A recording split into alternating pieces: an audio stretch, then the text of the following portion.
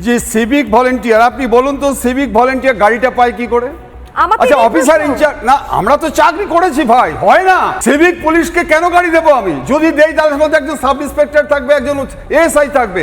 Civic police being intoxicated police গাড়ি ব্যবহার করছে, হাউ ইজ ইট পসিবল? তাহলে সেই অফিসার ইনচার্জে কোনো কোয়ালিটিই নেই থানায় থাকার।